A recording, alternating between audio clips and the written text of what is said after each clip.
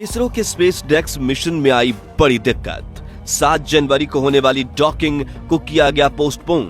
Ground simulator पर वैज्ञानिक दिन रात कर रहे हैं टेस्टिंग। क्यों इस मिशन पर निर्भर है चंद्रयान 4 और भारतीय स्पेस स्टेशन, और स्पेस डेक्स मिशन में आई प्रॉब्लम हो पाएगी क्या सॉल्व?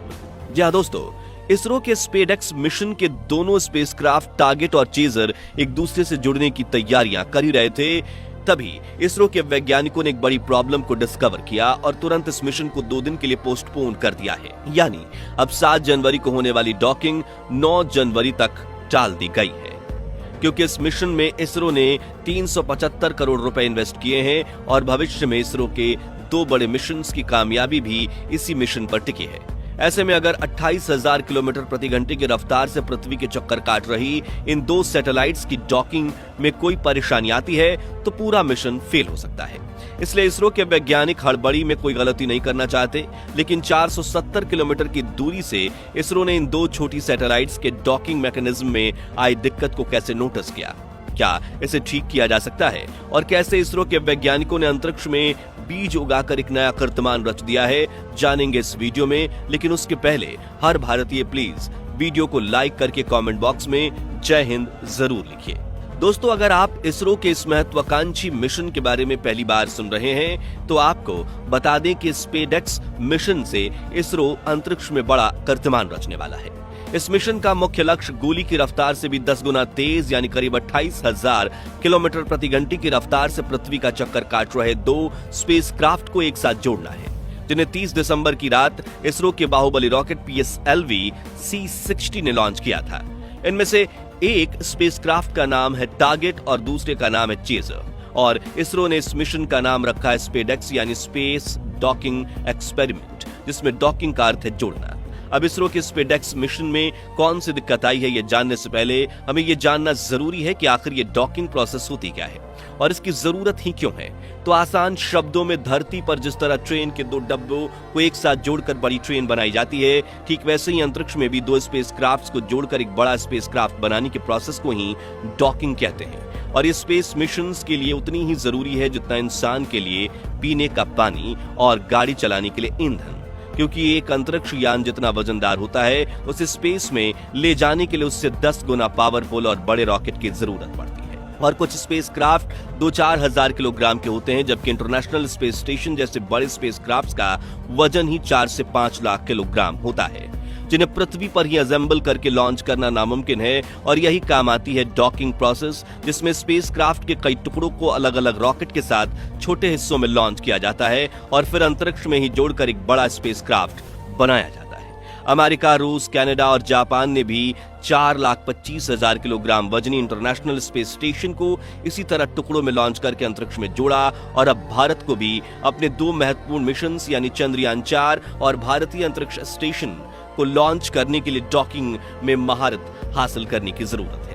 अब बात करें स्पेस डेक्स मिशन में कौन सी गड़बड़ी आई, तो इसरो ने बताया कि हम 18 ग्राउंड स्टेशन और कुछ इंटरनेशनल स्टेशंस की मदद से दोनों स्पेसक्राफ्ट यानी टारगेट और चेजर की मॉनिटरिंग कर रहे थे। 30 दिसंबर के दिन जब इन्हें लॉन्च किया गया था तो इनकी 20 किलोमीटर रेंज थी। फिर हमने चेजर की रफ्तार धीरे धीरे बढ़ाना शुरू की, जिससे ये डिस्टेंस पहले 20 से 18 किलोमीटर हुआ, फिर 15, फिर 10, फिर 5, ऐसे करके कम होता जा रहा था। इसी बीच 4.5 किलोमीटर की दूरी पर हमारे वैज्ञानिकों ने ऑनबोर्ड कैमरा से चेजर का वीडियो भी कैप्चर किया।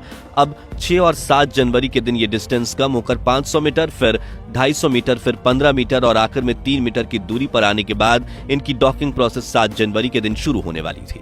लेकिन 6 जनवरी को इसरो के वैज्ञानिकों ने बताया कि हमने 7 जनवरी की डॉकिंग को पोस्टपोन करके 9 जनवरी कर दिया है, क्योंकि दोनों स्पेसक्राफ्ट की डॉकिंग के बीच में एक सिनेरियो बना है, जिसे हमें ग्राउंड टीम के साथ मिलकर सिमुलेशन पर वैलिडेट करने की जरूरत है, जिसके बाद ही हम इस क्रूशियल प्रोसेस को आगे बढ़ाएंगे। तब तक के लिए ये दोनों स्पेसक्राफ्ट खुद से निश्चित दूरी पर पृथ्वी के चक्कर काट रहे हैं। हालांकि उनके मुताबिक इसमें डरने की कोई बात नहीं है, लेकिन यह प्रक्रिया कितनी मुश्किल है उसका अंदाजा आप इसी बात से लगा सकते हो कि आज तक दुनिया भर के दर्जनों देशों ने स्पेस में डॉकिंग करने की कोशिश की, लेकिन सिर्फ रूस, अमेरिका और चीन जैसे 3 देश ही इसमें सफल हो पाए हैं। और स्पेस डेक्स मिशन में सफलता हासिल करने के साथ भारत डॉकिंग करने वाला 4था देश बन जाएगा। ऐसे में अगर इसरो के वैज्ञानिक समय लेकर टेस्टिंग कर रहे हैं और डॉकिंग प्रोसेस को डीले कर रहे हैं तो इसमें घबराने की बात नहीं है, क्योंकि अच्छी चीज समय तो लेती ही है। आपको बता दें कि टारगेट और चेजर की डॉकिंग इतने प्रिसिशन से होनी है कि दोनों एक दूसरे के ठीक पीछे उड़ेंगे, ना कुछ मिलीमीटर ऊपर ना कुछ मिलीमीटर नीचे, और फिर दोनों के बीच का डिस्टेंस सिर्फ 10 मिलीमीटर प्रति सेकंड की रफ्तार से कम होने लगेगा और फाइनली ये दोनों एक दूसरे को पकड़ लेंगे और क्लैंप्स लग जाएंगे, जिससे ये दोनों एक सिंगल सैटेलाइट बन जाएंगे। तो अब हमें 9 जनवरी का इंतजार करना है और यही दुआ करनी है कि इसरो अपने इस मिशन में सफल हो जाए, क्योंकि चांद से मिट्टी का सैंपल कलेक्ट करने वाले मिशन चंद्रयान 4 को भी 2 हिस्सों में लॉन्च किया जाएगा। वहीं ISS की तरह ही भारतीय अंतरिक्ष स्टेशन को भी कई हिस्सों में लॉन्च करके अंतरिक्ष में ही जोड़ा जाएगा, ताकि भारतीय एस्ट्रोनॉट वहां अच्छे से रह सकें और अपने स्पेस रिसर्च मिशन कर सकें। अब बात करें कि पिछले दिनों इसरो के अंतरिक्ष में बाकी कौन कौन सी उपलब्धियां हासिल हुई हैं, तो हमेशा की तरह इसरो ने स्पेसएक्स मिशन के साथ कुछ और मिशन भी लॉन्च किए थे, ताकि PSLV C60 और 250 करोड़ लॉन्चिंग कॉस्ट पूरी तरह से वसूली जा सके।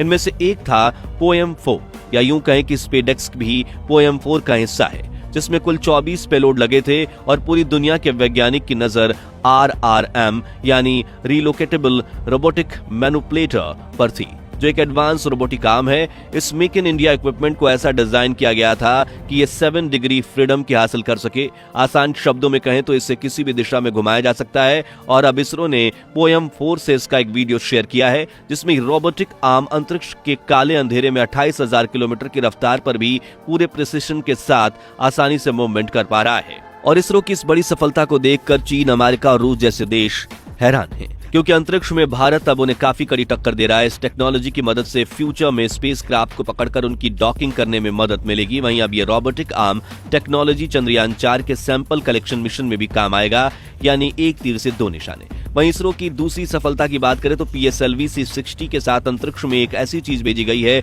जिसके बिना धरती का कोई जीव जीवित नहीं रह सकता। जी हाँ, हम बात कर रहे हैं खाने की, वो भी पैक्ड फूड नहीं बल्कि कुदरती खाना यानी स्प्राउट्स। इन्हें क्रॉप्स यानी compact research module for orbital plant studies में रखकर भेजा गया था और अंतरिक्ष में जाने के बाद भी ये स्प्राउट्स सड़े नहीं बल्कि 1 हफ्ते के अंदर ही इसमें नए पत्ते भी निकल आए, जो अपने आप में बड़ी उपलब्धि है। और भारत अंतरिक्ष में पौधा उगाने वाला दुनिया का पहला देश बन चुका है।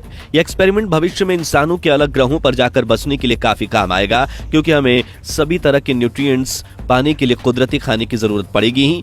और इसरो के ये रिसर्चेस हमें भविष्य में अन्य ग्रहों पर खेती करने में सहायता करेंगे। कुल मिलाकर इसरो का POEM-4 मिशन काफी हद तक सफल हो गया है। अब जरूरत है तो बस इसके मेन ऑब्जेक्टिव यानी स्पेसएक्स मिशन की सफलता की, जो टारगेट और चेजर स्पेसक्राफ्ट की डॉकिंग और अनडॉकिंग करने पर हासिल होगी। तो आखिर में हम बस यही दुआ करेंगे कि हमारी भारतीय स्पेस एजेंसी इसरो का स्पेसएक्स मिशन सफल हो, और आपसे भी यही गुजारिश करेंगे कि